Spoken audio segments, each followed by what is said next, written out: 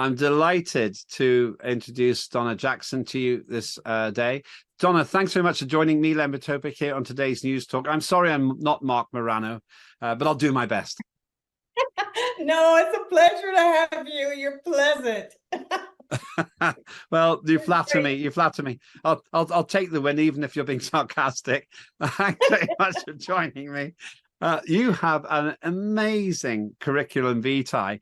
I mean, just reading from it, Director of Membership Development for Project 21 Black Leadership Network. I've done membership development. It's a horrendously difficult job. I would salute anyone who's done that. Seasoned accountant, I need one of those, Donna. I'm not a bad person. I just do my accounts badly. Got a great accountant now, actually, but you might be great for me if I ever work in the US. You've been in politics and ministry. You're a public speaker. How did you get to be such a high achiever? What happened in your life that made you work so hard? My parents told me that I can only depend on myself. And if I didn't succeed, it was my fault, not any other outside influence. And so I took her at her word, tried my hardest, believed that I could, studied harder, worked harder, and that's how I've gotten to where I am. To be a bit cynical about the United Kingdom, that's the opposite of what they tell our British members of Parliament.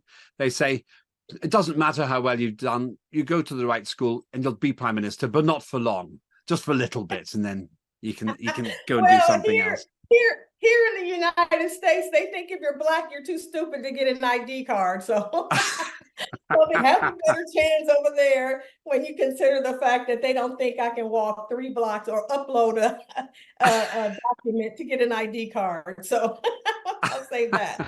Well, okay. In that case, it's a race to the bottom between the UK and the US, a new weird kind of special relationship. But there we go. Maybe that's how it is.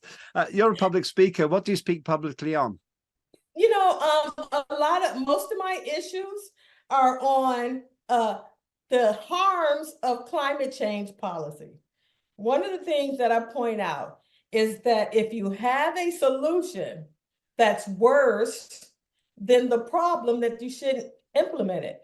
And I do it from an economic framework, because the importance is that you cannot forget about the people when you're making these policies and how their lives are going to be impacted.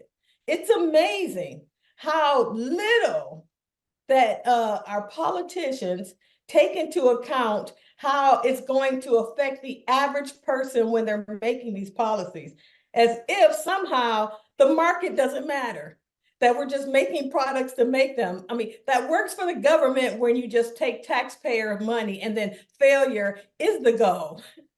But in the real marketplace, you're supposed to actually succeed. If you don't make a good product, you don't get rewarded because your revenues decrease and your company goes out of business. I wish we adopted that model with the government.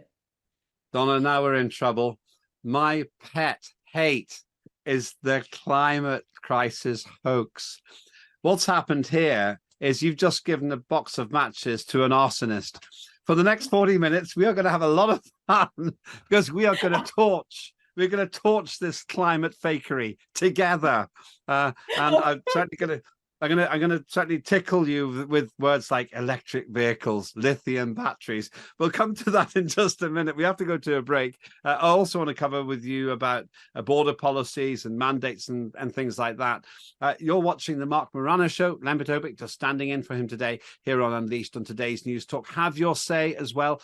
Go to the chat. I think we'll have precious little time to read them out. This is going to be a great 40 minutes we've got left.